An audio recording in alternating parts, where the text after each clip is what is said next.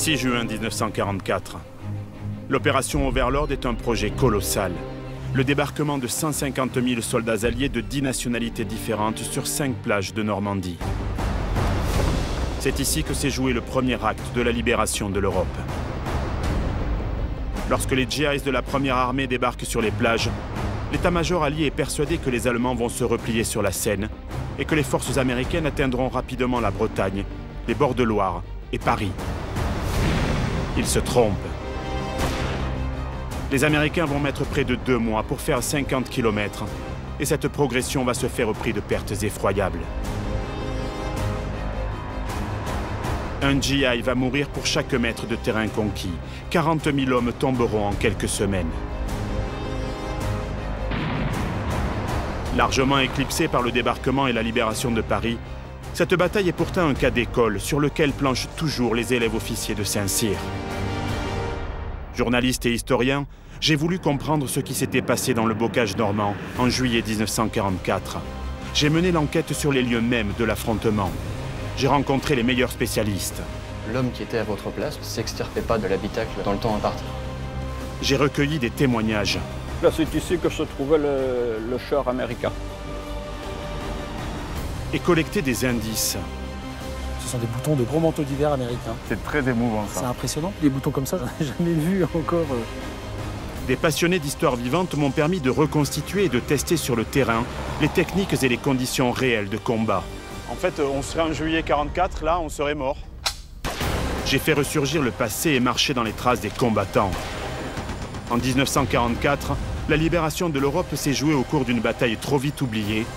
Les GIs lui ont trouvé un nom. Pour eux, c'est l'enfer des haies.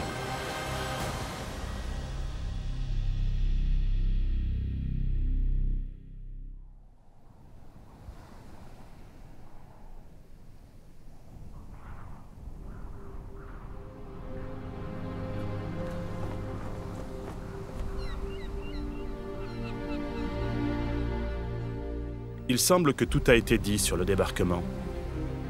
Difficile pourtant de ne pas éprouver un léger sentiment d'oppression devant cette immensité. Ce 6 juin 1944, l'objectif des fantassins de la première armée américaine est très clair. Prendre pied sur 2 des 5 plages désignées par l'état-major. Nom de code, Utah et Omaha. À l'aube, la première vague d'assaillants accoste. Les Allemands les attendent de pied ferme. Une fois les rampes abaissées, les soldats parcourent entre 300 et 500 mètres avant de pouvoir se mettre à couvert des mitrailleuses allemandes. Certains se sont noyés dès la sortie des barges.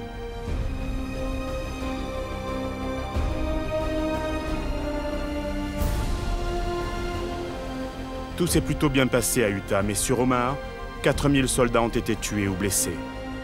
Pour les survivants, cette plage sera à tout jamais Bloody Omaha, Omaha la sanglante.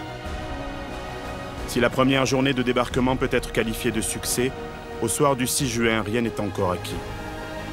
En 24 heures, près de 60 000 hommes de la première armée américaine ont pris pied sur les plages.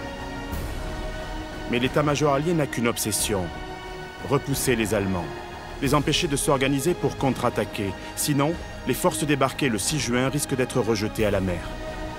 Il faut donc pénétrer rapidement à l'intérieur des terres, sécuriser les zones conquises pour faciliter l'arrivée des renforts et du ravitaillement. Pour les soldats de la première armée, une course contre la montre commence. Régis Viard connaît bien la bataille de Normandie. Ce passionné d'histoire guide régulièrement des vétérans et leurs familles sur les lieux précis des affrontements.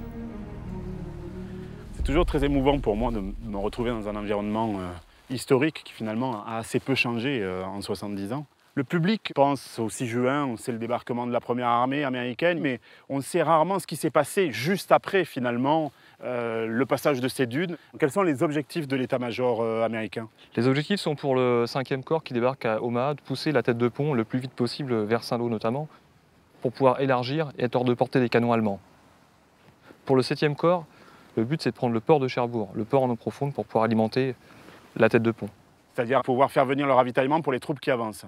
Sauf qu'une fois Cherbourg pris, pour autant le port a été sabordé et il est complètement inutilisable. Ça a quelles conséquences sur la première armée du général Bradley? Quoi qu'il arrive, les Américains doivent pousser à l'intérieur des terres. Les Anglo-Canadiens sont coincés devant Caen, donc là on considère que le front doit être percé et le plus possible à l'ouest, en secteur américain. Et ils vont donc essayer, les Américains, de rentrer dans les terres. Le but va être d'aller chercher des axes routiers, des axes de pénétration pour aller du nord au sud le plus facilement possible. Un axe routier comme la Dupuis, c'est là où va commencer la bataille le 2 juillet 1944. Ça veut dire qu'après la bataille des plages, il y a une nouvelle bataille qui commence, c'est celle du bocage normand. Et cette bataille, elle commence à la haie du Puy. Elle commence à la haie du Puy, je vous y emmène. Le commandant de la première armée américaine, le général Omar Bradley, s'est fixé un objectif qui va se révéler particulièrement optimiste. Une fois la presqu'île du Cotentin libérée, il a prévu d'établir ses forces sur un front rectiligne, aligné sur la route Coutances-Saint-Lô. 2 carrefours routiers essentiels pour atteindre la Bretagne, les bords de Loire et Paris. Les soldats américains doivent donc se diriger vers le sud, mais un problème de taille se pose. Certaines parties de bocages et de marais, situées sous le niveau de la mer, sont inondées. Les Allemands ont fait sauter les digues dès le début de la guerre. Ces zones sont infranchissables.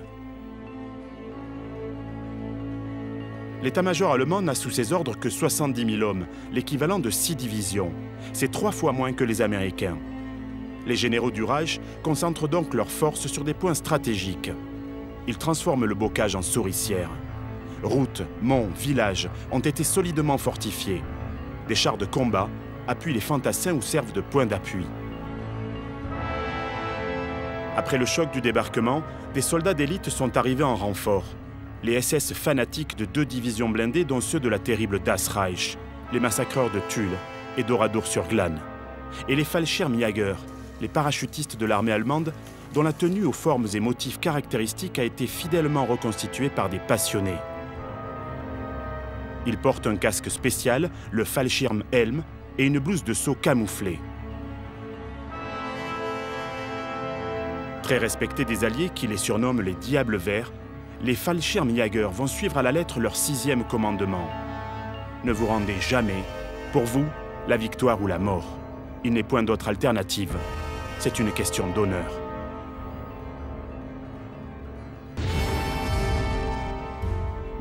De son côté, le commandant de la première armée américaine, le général Omar Bradley, dispose d'environ 2200 chars, dont le Sherman M4 destiné à soutenir l'avancée des troupes.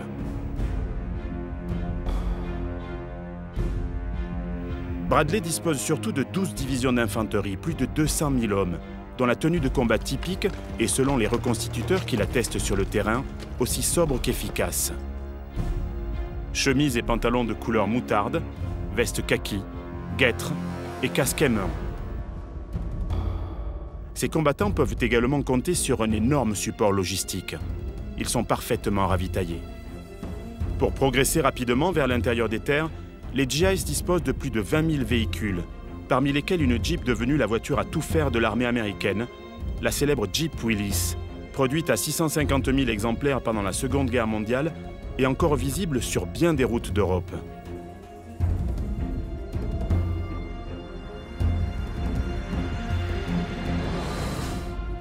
La Régis, vous ne pouviez pas me faire plus plaisir. Vous avez convoqué un taxi spécial pour notre petit voyage. La voiture est avancée. Une Jeep Willys, la voiture mythique de la Seconde Guerre mondiale. C'est un rêve de gosse qui se réalise, je ne suis jamais monté dedans. Elle a beaucoup servi pendant la bataille des Haies. Malheureusement, elle va être limitée à son rôle de véhicule de liaison. Bon, mais ça va faire l'affaire pour nous quand même. On y va? Allez, c'est parti. Ça va être très bien. Allez, let's go, comme a dit Eisenhower pour lancer l'opération Overlord. On y va. Direction la haie du Puy. C'est parti.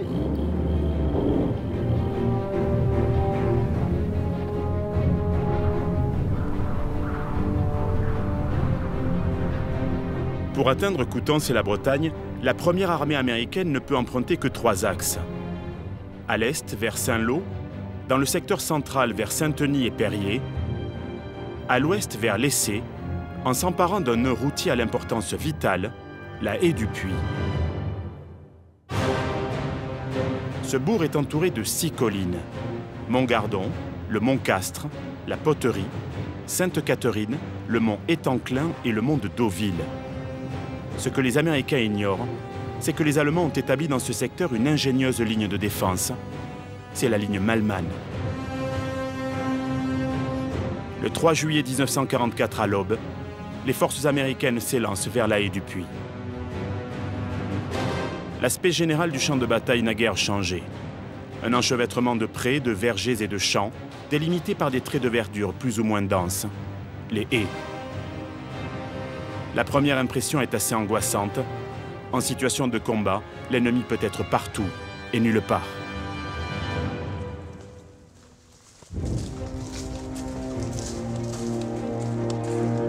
Les hommes de la première armée américaine sont donc confrontés à un environnement qu'ils ne connaissent pas.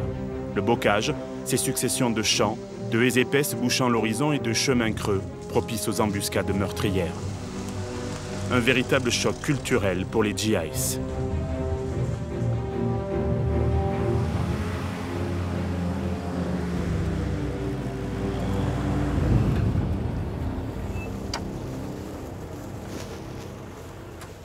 Régis, vous m'avez parlé du bocage normand. Moi, je découvre, là, ce que je découvre, c'est la jungle. C'est ça, c'est la jungle, la forêt vierge. C'est les qualificatifs qu'ont utilisés les Allemands comme les Américains. Mais pour un soldat du Texas ou de Oklahoma, c'est un paysage neuf complètement. Complètement inconnu.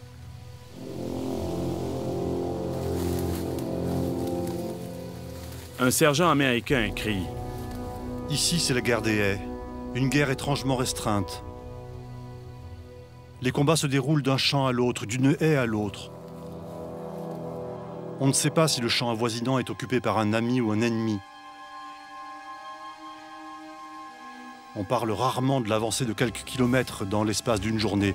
On dit plutôt « nous avons progressé de 11 champs ».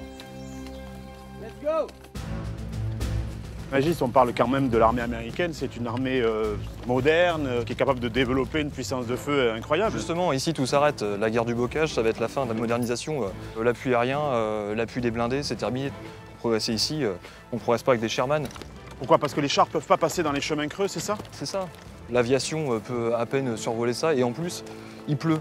C'est ça, le temps est exécrable en fait. Le temps est exécrable. Pendant tout le mois de juillet. Exactement.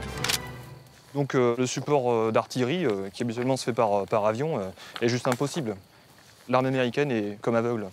Les Allemands étaient sur Cherbourg, mais est-ce qu'ils sont ici en Normandie, là où nous nous trouvons tout autour Pendant de la les combats de Lituanie? Cherbourg, justement, d'autres troupes allemandes viennent ici en renfort, s'appuient sur le terrain, et en plus, ils sont devenus vraiment experts en termes de défensive et de camouflage.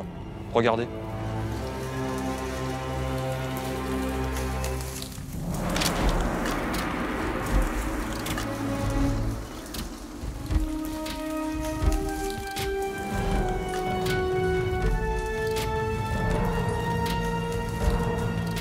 En fait, on serait en juillet 44, là, on serait mort. On passe vraiment d'une guerre moderne avec des moyens à une guerre de fantassins, une guerre d'infanterie. Guerre d'infanterie classique, où le chef de section doit progresser à travers ses chemins, où il ne voit rien, il ne peut pas manœuvrer. Donc impossible d'appliquer une tactique militaire normale. Impossible. Fidèles à leur stratégie habituelle, les Américains ont lancé un assaut frontal sur la haie du Puy. Mauvais choix, car les Allemands ont su tirer parti de leur expérience sur le front russe. Ils sont devenus maîtres dans l'art de profiter du terrain pour s'y retrancher. En Normandie, ils ont fortifié les axes de passage de l'armée américaine. Rien n'a été laissé au hasard. Les GIs vont s'engouffrer tête baissée dans les innombrables pièges qui leur ont été tendus.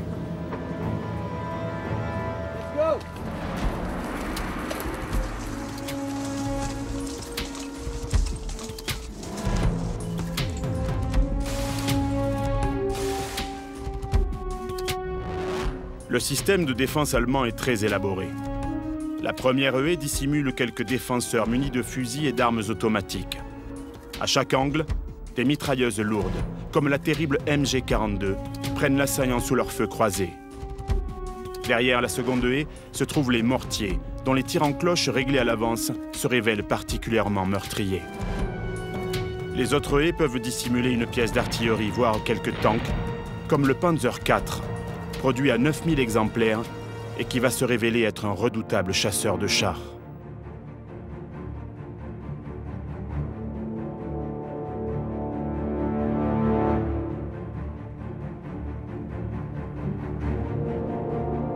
Des snipers cachés dans les arbres complètent ce système de défense. Les fossés d'écoulement sont transformés en tranchées invulnérables à l'artillerie, reliées entre elles par d'étroits boyaux. Lorsqu'ils retraitent, les Allemands se retranchent dans le champ suivant qui sera défendu de la même façon.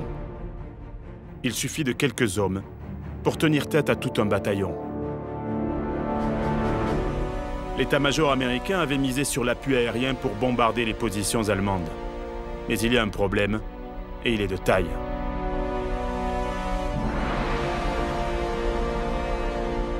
En cet été 44, le temps est pourri. Les avions ne peuvent pas décoller. Les petits appareils destinés à renseigner l'artillerie, les Piper Cub, sont également cloués au sol. Et ceux qui parviennent à prendre l'air sont souvent victimes des tirs ennemis. L'artillerie est aveugle, et dans ce paysage, elle ne peut aider efficacement la progression des troupes au sol. Alors, les stratèges américains comptent notamment sur leurs blindés pour écraser les défenses ennemies, et notamment sur un char produit en série à 50 000 exemplaires, le char Sherman M4, le cheval de bataille des armées alliées.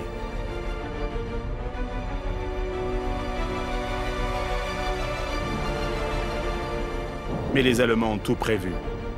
Autour de la haie du puits, certains champs sont de véritables pièges, comme sur Montgardon, surnommé Bloody Hill, la colline sanglante.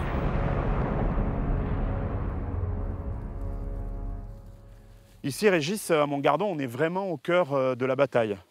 Alors ici, on est effectivement à Montgardon, sur le haut de la crête, sur la ligne de défense. Et donc là, je vais vous présenter un champ où un système défensif allemand, des fortifications notamment, étaient installées. Il y a le propriétaire, c'est ça? Le propriétaire, donc Joël, est exploitant du champ à Montgardon. Bonjour Joël, Serge. Bonjour. Bonjour Joël. Régis me dit qu'ici, on est au cœur de la bataille qui a eu lieu tout autour de la haie du puits. Et il me dit que les champs étaient fortifiés. Mais moi, ce que je vois ici, c'est juste un champ. En fait, je ne vois pas du tout les fortifications. Vous savez où se trouvent les systèmes de fortification dans le champ? Oui, oui, Et vous pouvez nous montrer ça? sans problème. Allez, on y va, c'est parti. Ce qui est quand même incroyable, c'est qu'on voit une haie, mais on voit pas de ligne de défense particulièrement, quoi. C'est ça, là-bas? Une partie ici, ça devait être un dépôt de munitions. D'accord. Et ça, c'est quoi? C'est le toit du bunker, en fait. C'est ça? C'est le toit d'un petit abri. D'accord. Petit abri où Ah ouais, d'accord, mais là, ça rentre, en fait. alors, on peut entrer dedans sans Ah ouais. souci. Hein. Vous avez une lampe, Régis? Super. Ah, c'est génial, c'est génial. Vous en avez vu beaucoup des comme ça? Et non, parce qu'habituellement, on voit plutôt des abris en rondins, des abris faits avec des fagots de bois, des traverses de chemin de fer. C'est bien bétonné. Le béton, c'est quand même assez rare sur des lignes de défense dans ce secteur. J'y vais.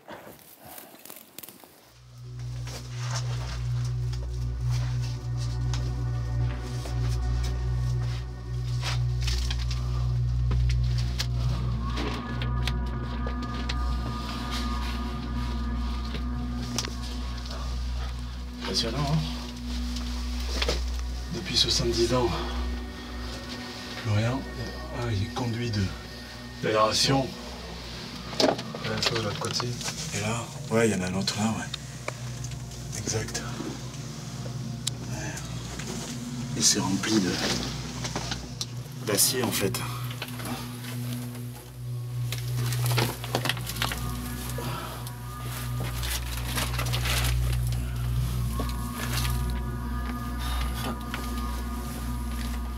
Une douille allemande. C'est de 90 mesures. Un petit peu de tout, quoi. Allez. On va remonter? On va remonter. En fait, votre pré est complètement creux. C'est du gruyère. Je suppose qu'en 44, c'était un gruyère. Oui. Ouais. Et là, il y avait quoi? Il y avait une sorte de tranchée, c'est ça? Il devait y avoir une tranchée tout du long parce qu'on retrouve énormément de piquets métalliques, D'accord. tire-bouchons, avec du gros barbelé, avec un picot. tous Et les ça centimètres. continue là-bas? La tranchée continuait tout du long du talus. Et il y a un autre système de blocos là-bas? Il y avait un abri pour recevoir un canon. D'accord. Donc là, il y a une zone avec un canon, comme nous dit Joël. Ici, un abri dans lequel on est rentré. Mais l'autre angle n'était pas protégé. Si justement ici, c'est la particularité de ce champ, c'est qu'il y a un Panzer IV, donc un char allemand qui a justement profité d'un abreuvoir qui était encaissé, qui s'est acculé dans l'abreuvoir. Vous étiez au courant de ça, Joël, Ah oui, du oui. Panzer? Ah oui, oui. Et vous pouvez nous montrer l'endroit où il se trouvait? Ah oui. C'est incroyable, Régis, j'ai l'impression que les Allemands étaient parvenus à se fondre véritablement dans le paysage, quoi. C'est exactement le principe de leur défense. En fait, ils s'appuient sur les lignes naturelles, donc les haies, tous les talus, Et ils ont tendance à équiper les angles des champs, comme ici, avec des Panzer IV. Le char est arrivé par l'entrée du champ qui était existante ici à l'époque. Le point d'eau était là, il s'est acculé dans le point d'eau. Il était camouflé ici en fait. Camouflé ici, pour pouvoir tirer dans cette direction. D'accord. Sur la ligne de crête ici, qu'on devine bien. Là, il y avait un Sherman, il l'a dégommé.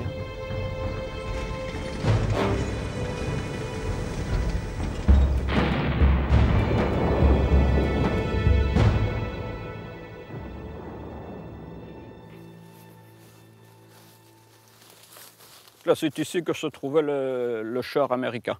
Voilà, à cet endroit précis, on voit que l'herbe est restée jaune. À côté, elle est un petit peu plus verte.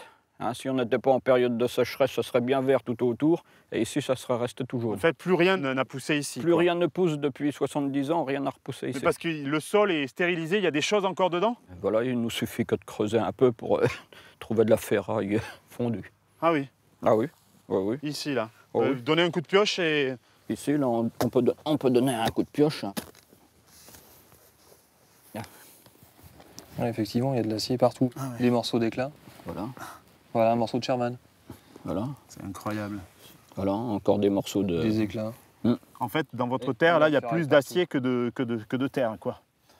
c'est presque ça. Donc en fait, le Sherman est rentré dans le champ ici, et les Allemands étaient si bien camouflés, et notamment ce Panzer là, qu'ils n'ont laissé aucune chance à l'équipage du Sherman qui était là. C'est ça, aucune chance. Il était là et il est resté là. Il est resté là, et 70 ans après, le terrain est encore marqué. Le drame de Montgardon n'est pas un cas isolé. En Normandie, les Alliés perdent des centaines de chars et leur équipage. Les statistiques sont implacables. Il faut jusqu'à 5 chars Sherman pour mettre au tapis un seul blindé allemand. Mais comment expliquer qu'une masse d'acier de plus de 32 tonnes semble aussi vulnérable? Il me fallait en savoir plus sur l'un des chars les plus emblématiques de la Seconde Guerre mondiale, le Sherman M4.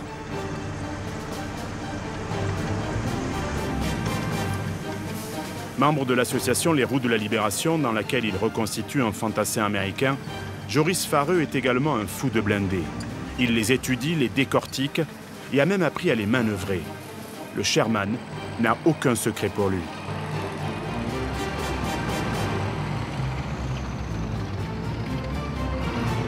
On est là depuis 5 minutes à peine, et moi je suis déjà en nage, je sais pas vous. Tout à fait. Là, on est juste derrière le moteur. Et donc, le moteur nous transmet toute sa chaleur. Et encore, là, on a toutes les trappes ouvertes pour ventiler. Donc, Quand c'était fermé, ça devait être juste l'enfer. tout à fait. Et le canon, en plus, donnait encore plus de chaleur. Les douilles, quand elles étaient éjectées, remplissent l'espace de combat avec de la fumée corrosive, presque du gaz lacrymogène pour l'équipage. Mais est-ce que ce Sherman, c'est un bon char finalement, ou c'est un mauvais char? Eh bien, c'est un char de production de série. C'est-à-dire que les Américains, au lieu de privilégier la qualité, ont privilégié la quantité. Ils vont en faire des masses et des masses Et de voilà. chars qu'ils vont produire pour les envoyer sur le Tout front. à fait, ils ont fait un modèle standard qui est moyen en tout, mais qui va pouvoir être utilisé dans la plupart des situations. Et c'est quoi la faiblesse finalement du Sherman dans le bocage normand? Je viens là de Montgardon et j'ai vu qu'il y a des chars qui ont pris feu comme si c'était des boîtes d'allumettes. Et je parie qu'il y avait une haie non loin de ce char. Il y avait une haie pas très loin, ouais. Effectivement, c'est un problème que les Américains ont rencontré dans le bocage normand. Ils devaient passer toutes ces haies très denses. Ouais, c'est dur comme du béton en fait. Voilà, et le char était le seul à pouvoir ouvrir des brèches à travers, et donc il se dressait et il présentait le dessous du char, qui est la partie la plus fine du char, la moins protégée. Donc les parachutistes allemands se cachaient quelques mètres derrière les haies et envoyaient un coup de lance-roquette juste sous le char. Ils étaient sûrs de le détruire à 100%. Edwin Schmiger, jeune Fallschirmjäger de la 3e division parachutiste, témoigne. Dès que nous entendions le bruit d'un moteur ou le cliquetis des chenilles d'un char, nous sortions de nos trous et nous nous approchions pour le détruire.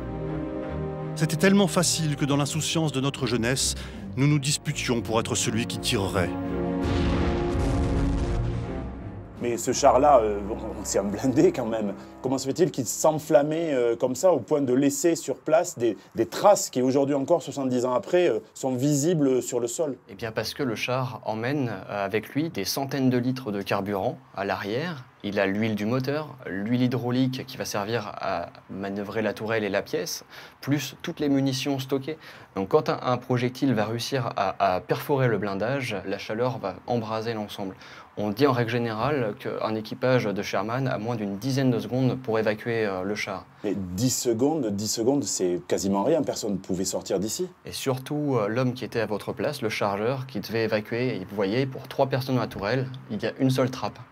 Donc celui-là, en règle générale, s'extirpait pas de l'habitacle dans le temps imparti. Donc en fait, les Allemands s'en donnaient à cœur joie de tirer sur ces chars, sur ces chars Sherman. Effectivement, il leur donnait quand même un petit surnom. Ils l'appelaient la cocotte minute. Ils appelaient la cocotte minute les chars Sherman. Et effectivement, parce que l'équipage souvent périssait brûlé dans leur char.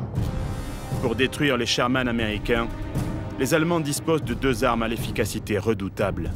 Le Panzerfaust, le point blindé, dont la charge creuse pouvait à 60 mètres percer un blindage de 200 mm. Et le Panzerschreck, la terreur du char.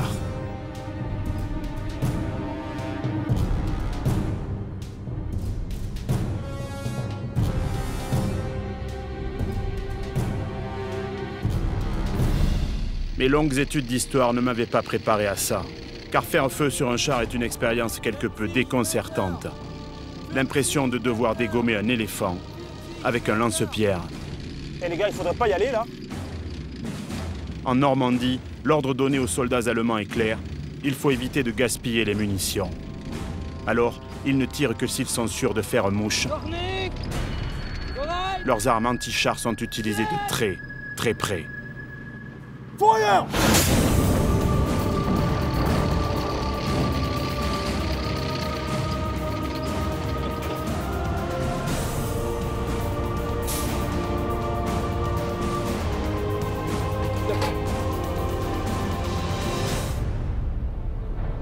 Le bourg de la Haie-du-Puy est libéré le 9 juillet 1944. Il est presque entièrement détruit. 3000 soldats américains sont tombés pour s'emparer de Montgardon. Une compagnie de parachutistes de la 82e Airborne ne compte plus que 12 hommes sur un effectif théorique de 127. Au total, les Américains ont perdu 10 000 hommes pour conquérir 10 petits kilomètres. Le général Bradley n'a pas de quoi pavoiser. L'offensive lancée début juillet prévoyait d'atteindre Coutances et la Bretagne en empruntant 3 axes. À l'est vers Saint-Lô, dans le secteur central vers les villes de Saint-Denis et Périers, à l'ouest vers l'Essé, en s'emparant de la Haie-du-Puy. L'offensive américaine est parvenue à faire sauter le verrou de la Haie-du-Puy, mais Coutances est encore à plus de 20 km. Pire encore, les Allemands ont eu le temps de se retrancher derrière d'autres lignes de défense. Les GIs vont encore avoir bien des haies à prendre d'assaut. Ces haies qu'ils maudissent à longueur de journée et que les chars ont tant de mal à franchir. Là, on est dans l'environnement typique du bocage normand. Ah, typique, c'est la haie absolument ancestrale, millénaire. Elles sont vraiment très vieilles. Elles sont très vieilles. En 1944, elles ont à chaque fois au moins plusieurs centaines d'années. D'accord, on sent bien en fait que c'est très solide. Les talus, c'est quasiment du béton, les racines sont dedans en fait. C'est ça, les talus n'ont pas changé, ils étaient déjà comme ça à l'époque. Et les Normands les utilisaient pour le bois de chauffage? Essentiellement pour protéger les cultures, mais effectivement pour bois de chauffage aussi. Ça a l'air d'être complètement inextricable. C'est vrai que traverser la haie, déjà, c'est une aventure en soi. Mais moi, c'est une aventure qui me tente pas mal en fait. J'aime bien quand l'histoire est un petit peu vivante. Je vais essayer de traverser. Bah écoutez, faites-le, moi je vous attends de l'autre côté. Ok, ça marche. Oh là là, c'est super dense. Je me pique. Je sais pas combien de temps ça va me prendre.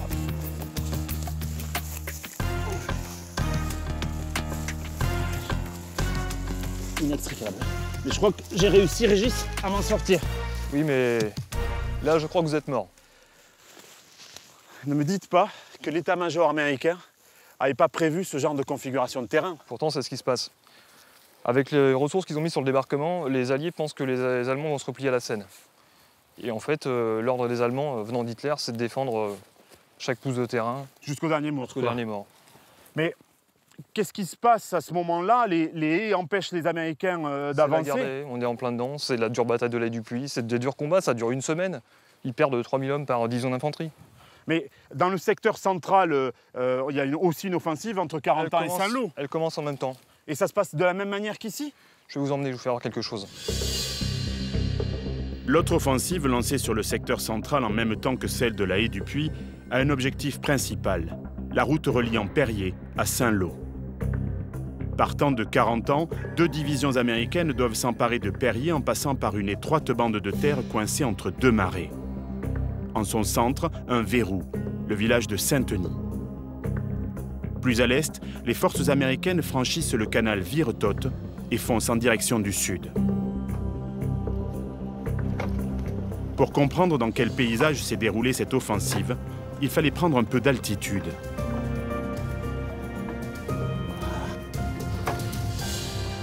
Génial. J'ai l'impression d'être dans la série mythique Les Têtes Brûlées, la série des années 70. Mais ça, c'est pas Papy Boyington. Ça, c'est pas Papy Boyington, c'est Patrick Néran, le directeur du Normandie Tank Museum. Enchanté, Enchanté Patrick. également. C'est un vrai Bonjour. plaisir. Bonjour. C'est Bonjour. vous qui allez être mon pilote et ça, c'est pas un corsaire. Ça, c'est pas un corsaire, ça, c'est un Piper Cub, l'avion mouchard de l'artillerie américaine. Et donc, avec ça, Serge, je crois que vous allez comprendre pourquoi ça s'est passé aussi difficilement aussi en face de Saint-Lô et de Saint-Denis. Bon, c'est un petit avion, mais bon, je demande à vivre cette aventure-là. Pas de problème. Allez, c'est On y parti. va. Ça bouge beaucoup ou pas? Non, non, non. Bon Aujourd'hui, vol. le temps est calme. Merci beaucoup, Régis. Plusieurs aérodromes ont été construits par les Américains en Normandie pour accueillir des unités de chasseurs. D'autres, plus modestes, étaient réservés aux avions d'observation comme ce Piper Cub, capable de décoller et d'atterrir sur 100 mètres à peine. Le but, être au plus près des unités combattantes et les renseigner le mieux possible, leur donner un peu de lumière dans cette nuit perpétuelle qu'est la guerre des haies. L'observation aérienne du champ de bataille vaut mieux que 1000 explications. Impossible de ne pas remarquer les trous d'obus comme autant de cicatrices indélébiles. Et puis bien vite, je note l'essentiel. Dans le secteur central, comme autour de la haie du Puy, c'est le grand quadrillage des haies qui s'impose au regard. Ici aussi, autour de Saint-Denis, l'horizon du GI s'arrête à quelques dizaines de mètres de lui. Comment les sections de combats américaines pouvaient-elles progresser dans un tel labyrinthe? Il me fallait plonger au cœur du champ de bataille, au milieu de toutes ces haies, pour trouver la réponse.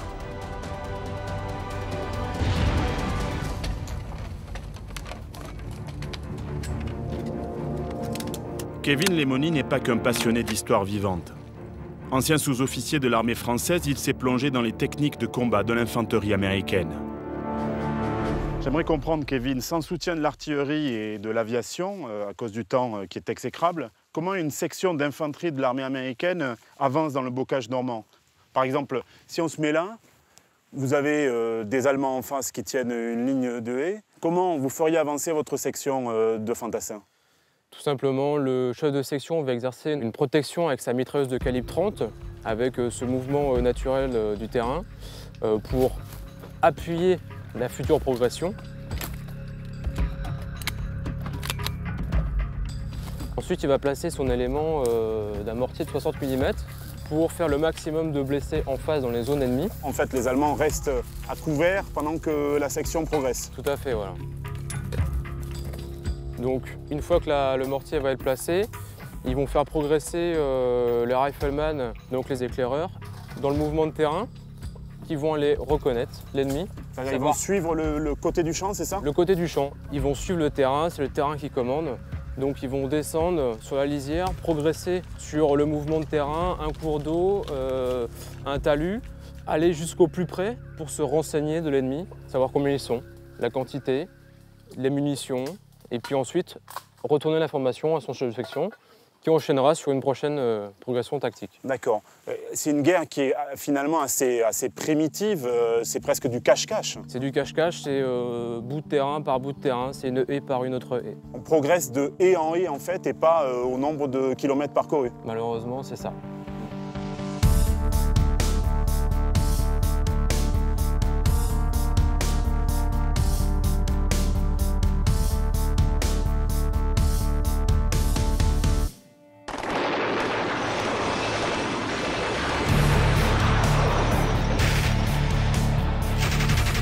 Le bocage normand ne laisse aucune place aux assauts à la baïonnette et aux charges de blindés. En fait, les GIs ne peuvent plus compter que sur eux-mêmes. Dans ce paysage, la coordination entre les chars et l'infanterie s'avère difficile, voire impossible. Lorsqu'ils le peuvent, les hommes progressent au plus près des Sherman, en frappant de la crosse de leur fusil sur le blindage pour indiquer la direction de l'ennemi. Si les tanks se risquent à travers champs sans soutien, ils deviennent des cibles faciles, glissent sur les terrains trop humides.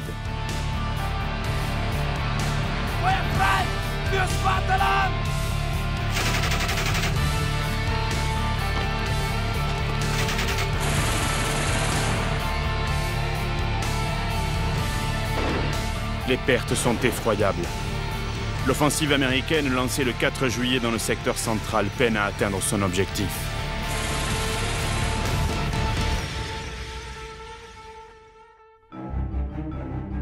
Le point stratégique de Saint-Denis est tombé le 10 juillet. Le 14 juillet, les villages de Tribehou et Auxey sont libérés. Mais une semaine plus tard, les Américains sont toujours bloqués à Marchessieux. Les forces américaines ont également progressé vers le désert, les champs de Losc et Pont-Hébert.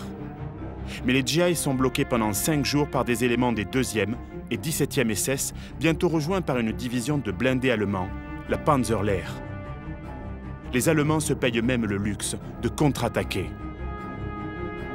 La difficulté à progresser dans le bocage n'explique pas tout de l'échec de la première armée dans le secteur central. En fait, les Américains ont laissé passer leur chance de percer le front allemand. Ils sont parvenus à se glisser dans une faille de la ligne ennemie, mais l'état-major a commis une erreur. Il a précipité une centaine de chars de la 3e division blindée US dans cette trouée. Ces chars ont saturé les petits chemins. L'embouteillage a stoppé net la progression. Ça n'était fini des espoirs de déboucher rapidement au-delà de la route reliant Perrier à Saint-Lô. Après 15 jours de lutte acharnée, les forces américaines n'ont avancé que de quelques petits kilomètres.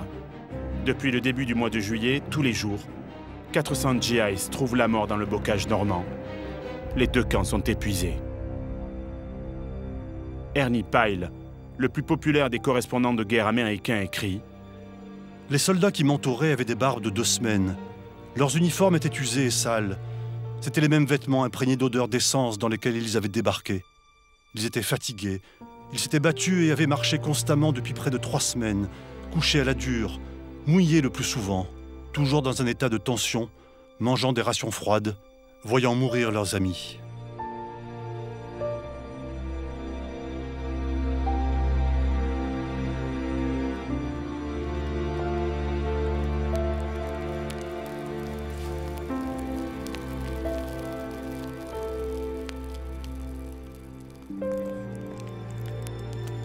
Comment expliquer la passion des reconstituteurs pour un événement aussi douloureux?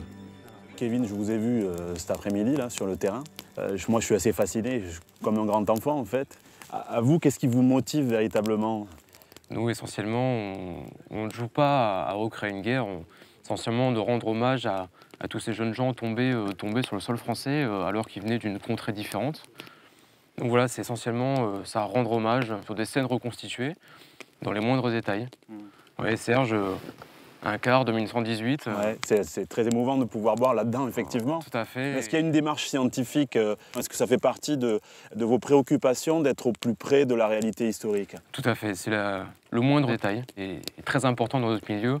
Et entre autres, c'est la base de photos, la base de vidéos pour reconstituer une compagnie combat avec le bon équipement, à la bonne période et pour la bonne unité. Et sur les conditions de vie, est-ce que le fait de dormir sur le terrain, ça vous rapproche un petit peu des témoignages qui ont été écrits? Tout à fait, les témoignages sont très importants pour nous. Et à côté de ça, on peut voir vraiment la vie du soldat en dehors des lignes, ce qu'il pouvait ressentir quand il était en dehors du front, le stress de savoir s'il n'allait pas se faire tuer le lendemain, savoir ce qu'il allait manger le soir même, savoir où il allait dormir. Nous, on a de la chance, on peut dormir en étoile de tente. Eux, c'était très souvent le contraire, dans des foxholes, dans des trous de combat, où ils passaient leur nuit entière sous un ciel étoilé ou sous une pluie battante. Voilà. Ouais. Et ça doit être des conditions particulièrement difficiles. Complètement. Ouais. La peur du lendemain. Je pense que je vais rester avec vous là pour dormir. Là. Ouais, votre trou est creusé, il vous attend. Bon. En tout cas, merci pour l'invitation, parce que c'est un vrai plaisir, quoi. Cela fait une journée que je suis ici à courir d'un point à un autre du bocage et malgré ma fatigue, j'imagine bien qu'elle n'est rien par rapport à celle des combattants de 1944. Les images se bousculent dans ma tête. Le soldat américain devait se sentir bien loin de son foyer, même si, de temps en temps, l'intendance conduisait jusqu'à lui un véhicule spécial, équipé de haut-parleurs raccordés à un bon vieux tourne-disque.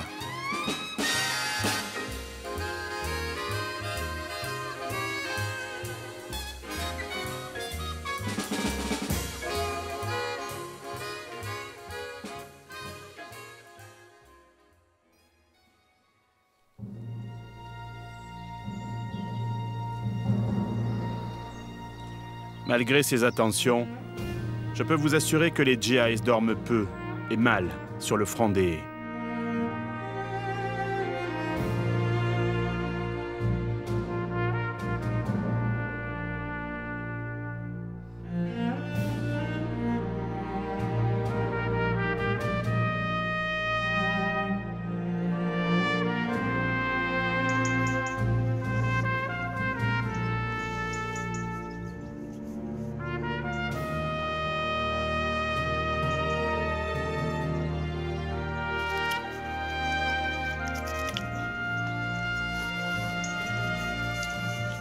Bonjour Serge. Tu vas bien? Ça va et vous? Ouais, ça va. Ouais. La nuit, ça a été? Ouais, super.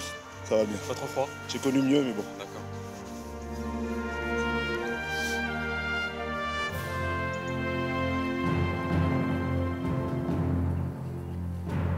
Passionné par le deuxième conflit mondial, Philippe Charbonnier s'est plus particulièrement spécialisé dans l'étude de l'armée américaine. Salut Serge. Bonjour Philippe.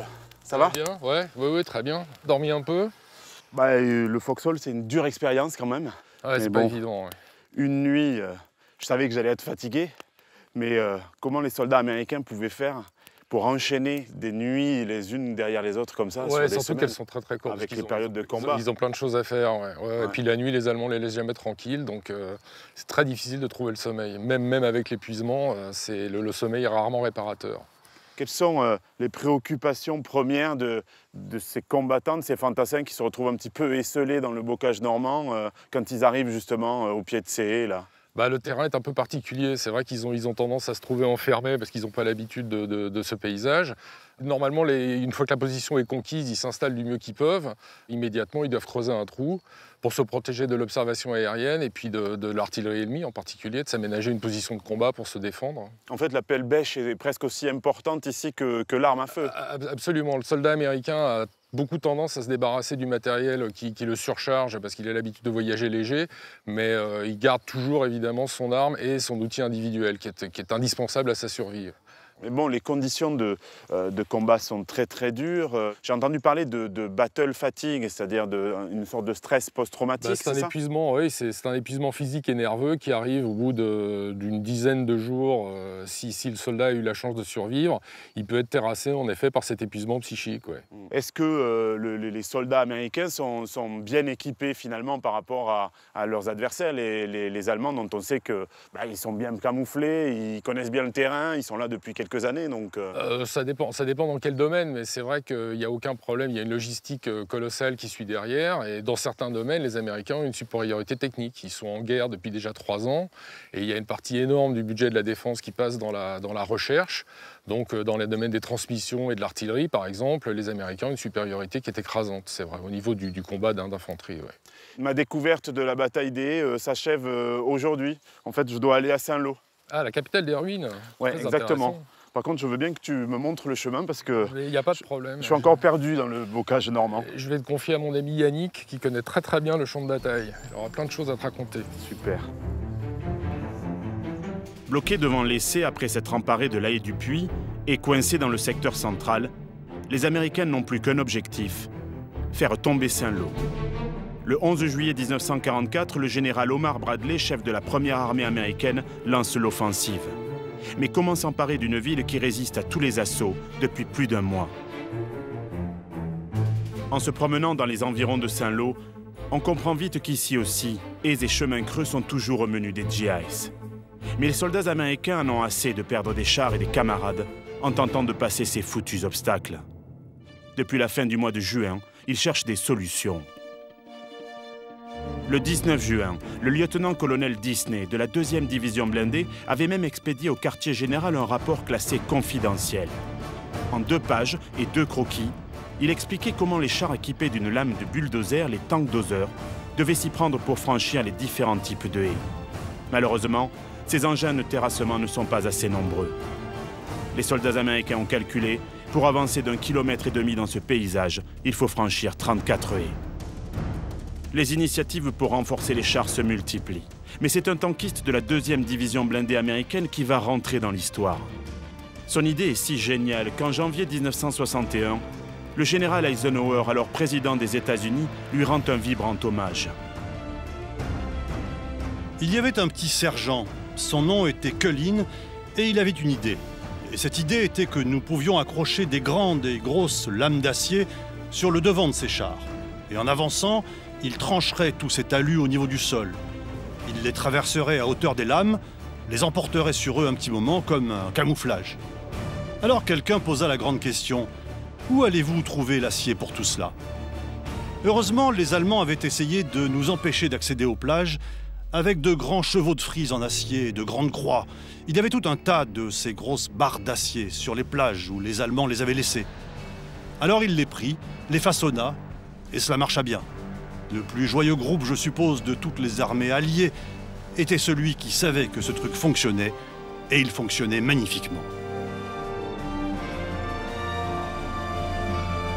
À la mi-juillet 1944, le général Bradley validera le dispositif et demandera qu'un maximum de chars en soient équipés. À la fin du mois de juillet, 3 chars sur 5 seront munis de ce fameux coupe-haie, le Edge Cutter. Les soldats américains trouvent aussitôt un surnom à ces blindés à la silhouette cornue. Ce sont les chars Rhino. Là, on voit bien effectivement que la haie, qui d'habitude est impénétrable, a été trouée complètement, quoi. Ah ouais, la trace est bien visible ici. On voit que le talus au départ n'est pas très haut et on devine bien l'espace que le char a détruit. Ça veut dire que c'était vraiment une zone de combat. On est dans une zone de combat, une première ligne. Les chars tentent de passer. Les Allemands soit ont déjà été tués, soit continuent à se battre, soit se protègent, et soit attendent le tank en fait, hein, pour le prendre par derrière une fois qu'il est passé. Les Américains arrivent quand même avec de l'infanterie. Hein, l'infanterie suit les chars normalement.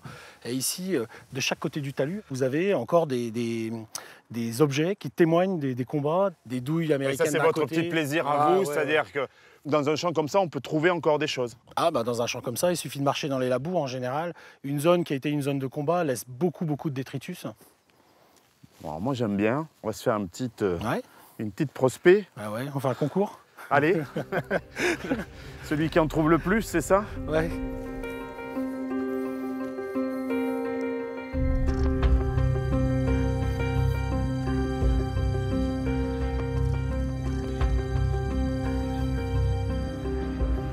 Oh mais ça c'est Yannick. Je crois que j'ai trouvé des boutons. Ouais. Tiens, encore un autre ici. Tiens. Exact. C'est très émouvant. C'est impressionnant parce qu'en plus c'est des vestiges de choses qu'on n'est pas censé trouver sur le terrain. Parce que c'est des boutons de grosses vareuses d'hiver, de gros gros manteaux d'hiver américains. On voit bien l'aigle américain, c'est ça? Ouais. Et là, une douille de plus. C'est vraiment... Ouais. C'est la pêche au trésor là. C'est plus impressionnant le bouton que la douille. Forcément, parce que les douilles, on en trouve beaucoup. Des boutons comme ça, j'en ai jamais vu encore. Et autant. Ça veut dire qu'il y a une vareuse qui est restée ici. Ouais. Puis c'est sympa comme petite découverte. Il y en a une petite là. Ah là, ça a tiré, c'est toi qui les trouves. Hein. Oui. Aujourd'hui, c'est mon jour. Aujourd'hui, c'est mon jour. C'est la chance du débutant. C'est bien, oui, c'est ça. Je ne viens pas en Normandie tout le temps non plus. Hein. On peut trouver plus gros de temps en temps ou... Ouais, il nous est arrivé de trouver des casques dans des entrées de champs comme ça. On trouve... c'est ça que vous vouliez me montrer. D'accord. Ben, on va aller voir ces pièces-là. Je vais passer devant pour faire la route quand même, parce que là, je commence à être habitué aux ronces normands là, qui piquent. Ah, puis moi, n'oublie pas que j'ai mon short. Ouais, voilà, exactement. Donc là, en fait, il n'y a que le carton qui n'est pas d'origine. Si, même le carton est d'origine. C'est un carton qui a été fabriqué en mars 1943. Là, Yannick, c'est plus de la passion, ni de la collection, c'est de la rage. Les objets parlent aussi parfois, plus que des photos. Alors, qu'est-ce que vous J'ai apporté ici quelques objets qui sont bien représentatifs de la bataille des haies. Alors ça, c'est une curiosité parce que c'est ce qui reste d'un quart de gourde américain. Pour moi, c'est un morceau de fer blanc. Exactement. Et j'ai gratté. En fait, le culot du Le quart. gars porte le nom d'un soldat, son matricule. Et son état d'origine s'appelait Francis B. Cox. B. Cox, et il venait de West Virginia, c'est ça? Ouais. Donc lui, c'est un soldat de la compagnie B du 175e régiment qui a été blessé sur la côte 108 à Villiers-Fossard, qui sera plus tard de nouveau blessé à Brest. Donc voilà, ce car est... Et c'est lui qui l'avait gravé il y a 70 ans. C'est lui qui l'avait gravé il y a plus de 70 ans.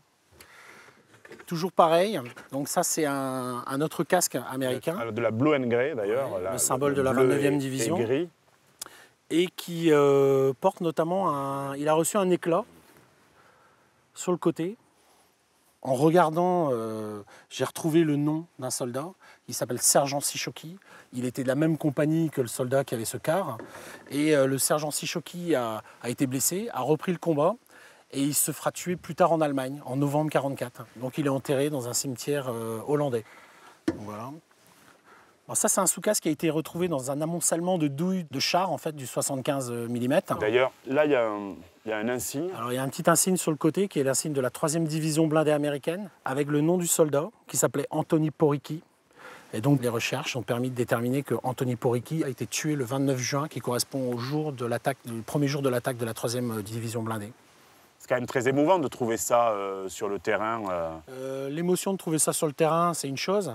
Et la démarche après de recherche, d'identification du soldat et les découvertes, là c'est autre chose. Là c'est carrément la cerise sur le gâteau. En plus, on a retrouvé la photo du soldat, Anthony Poricki. Donc voilà, la boucle est bouclée. Le 18 juillet, la 29e division d'infanterie va rentrer dans Saint-Lô. Et vous avez aussi reconstitué le trajet qu'elle a suivi, retrouvé des films et des photos de ça. Ouais, je suis aussi passionné par les photos, forcément. Tout document en fait, qui traite de cette bataille. Donc les photos et la recherche de photos, identifier les lieux et pouvoir replacer la photo dans le contexte historique et, si possible, retrouver l'endroit exact de ces photos. Et là, vous êtes capable de me faire re-rentrer dans Saint-Lô, comme l'a fait la 29e division le 18 juillet 1944. Exactement, on peut le faire. Eh bien, on va le faire alors. C'est pas qu'on peut le faire, c'est qu'on va le faire. On va le faire. Avec un passionné comme vous en plus. Très bien. C'est parti.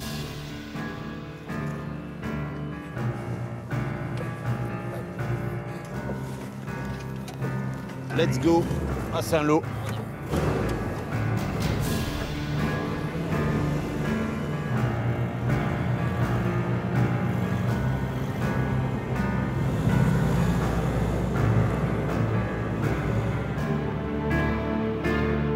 Après 6 jours de progression difficile, le 18 juillet 1944, une force d'intervention dirigée par le brigadier général Cotta est réunie. Elle a pour mission de pénétrer dans la ville par la route nord-est.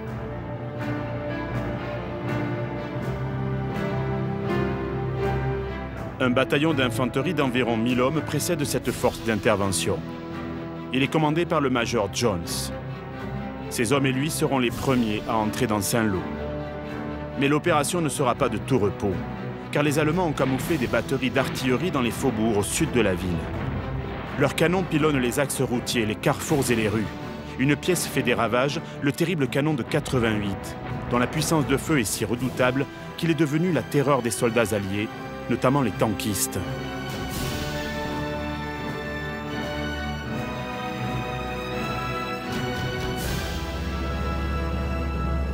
« 70 ans après cette opération, le goudron a remplacé la terre, mais le tracé suit les mêmes courbes sinueuses.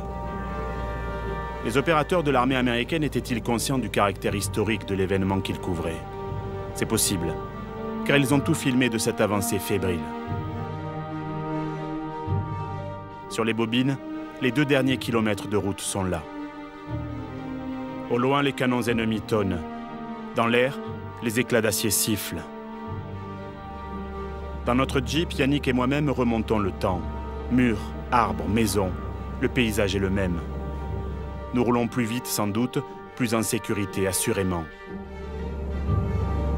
Il me semble qu'un char va apparaître, que l'ombre casquée d'un soldat américain va surgir du fossé.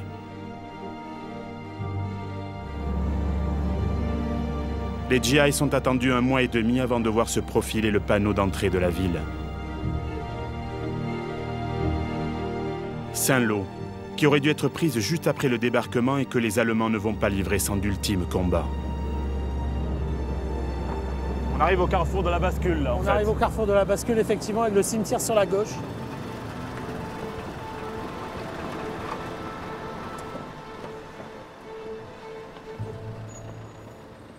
Donc voilà le carrefour de la bascule. Ouais, tout au fond, à 100 mètres, ici, le carrefour de la bascule. La Task Force Kota fait son entrée par cette route. Les chars ensuite vont s'éparpiller un petit peu dans la ville pour défaire les Allemands qui y sont encore. Et le Major Jones va installer son poste de commandement au carrefour même de la bascule. Exactement là. Exactement là, oui.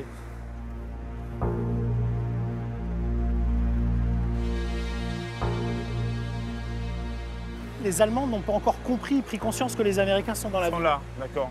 Sauf que le Major Jones, il voit que plus loin, un canon de 88 est en train d'arroser les lignes américaines. Donc ils vont demander à détruire ce canon. Ils vont le manquer. Sauf les servants du canon. Eux, ils savent que les Américains quelqu'un sont leur là. tire dessus, ils se demandent d'où, ils voient que ça vient du carrefour. Et donc ils vont commencer à arroser le carrefour de la bascule. Ça veut dire les obus commencent à pleuvoir ici. À partir de ce moment-là, ça va devenir un des endroits les plus chauds de Saint-Lô. Parce que les Allemands ont une vision sur ce carrefour et donc vont commencer à le matraquer, à détruire les bâtiments. Donc la Task Force Kota qui arrive la fin d'après-midi du 18 juillet, le 19, le poste de commandement du Major Jones est devenu intenable. Ouais. Et donc le Major Jones va demander à ses hommes, trouvez-moi un autre endroit où je puisse installer mon PC. Et où est-ce qu'il va être ce poste de commandement? Pas très loin en fait, parce qu'il va se retrouver ici dans le cimetière de Saint-Lô. Dans le cimetière. Et ils vont s'installer dans ce fameux mausolée Blanchet. Fameux puisque Vous voulez dire qu'ils se sont installés dans un caveau? Exactement, le caveau de la famille Blanchet. Ah, celui qui est là, exactement. Celui qui est juste à l'entrée du cimetière. D'accord.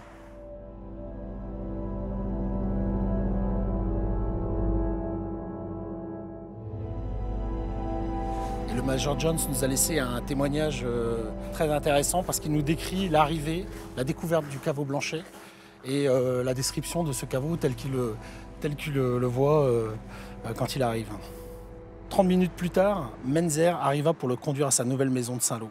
C'était un imposant mausolée dans le cimetière. Sur la façade étaient gravés 2 mots que Jones n'oubliera jamais. Famille Blanchet. Sous la chapelle se trouvait une crypte que l'on pouvait atteindre par des marches très étroites, auxquelles on accédait sur un côté. Le caveau était presque entièrement occupé par un énorme sarcophage en pierre. Celui-ci était taillé de telle façon qu'il comportait une inclinaison se dirigeant vers l'entrée, mais la partie arrière présentait une surface plate, un peu incommode en raison de sa hauteur, mais pouvant servir à la lecture des cartes. C'était mieux que rien du tout. Les Allemands avaient déjà utilisé la crypte. Des bouteilles de vin vides jonchaient le sol et un morceau de pain dur et sec avait été laissé sur la table en pierre. Jones ordonna de nettoyer l'endroit. La crypte était vraiment très petite, mais elle ferait quand même l'affaire.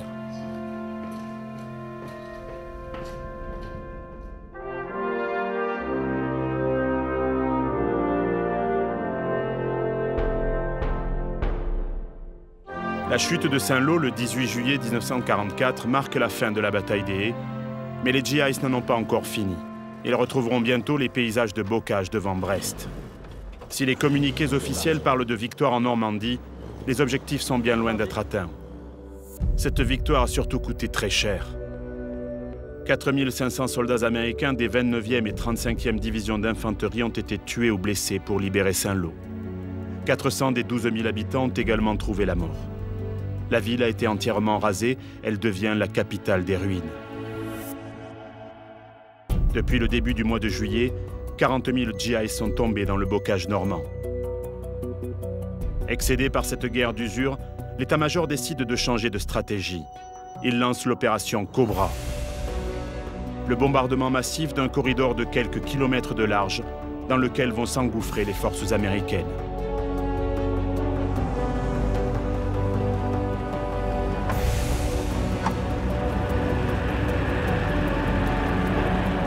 À partir de 9h40 le 25 juillet, 2500 B-17 et B-24 larguent 4000 tonnes de bombes sur 12 km² de bocage au sud de la grande route joignant Saint-Lô à Perrier. Une division entière de blindés allemands est pulvérisée. Des chars de 45 tonnes sont détruits par le souffle des déflagrations. Les troupes américaines s'élancent dans la trouée, direction Coutances et la Bretagne. Mais la libération de la France et de l'Europe n'est pas pour tout de suite. Bien d'autres batailles vont encore avoir lieu.